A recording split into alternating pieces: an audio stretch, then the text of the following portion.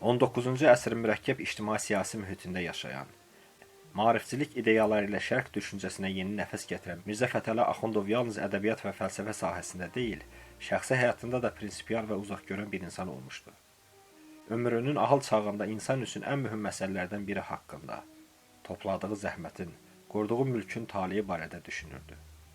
Məhz bu düşüncələrin nəticəsi olaraq Axundov sağlam düşüncə və aydın yaddaşla öz son iradəsini qələmə alaraq, alın təri ilə qazandığı mülklərin gələcək sahibini müəyyənləşdirir. Bu vəsiyyətnamə yalnız hüquqi sənəd deyil, həm də bir atanın övladına etimadının və məsuliyyət hissinin ifadəsidir.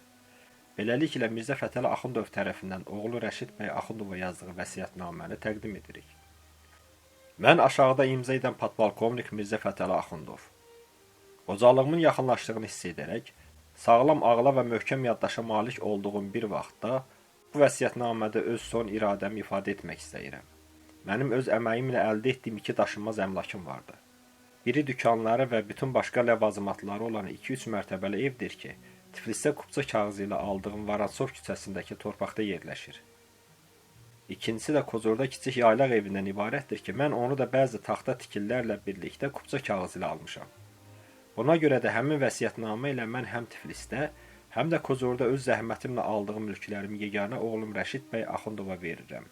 Və istəyirəm ki, o mənim ölümümdən sonra həmin mülklərə tam hüquqlu və şəriksiz sahib kimi yiyələnsin. Mənim varislərimdən heç biri iddiaya irəli sürmək hüququna malik olmasın.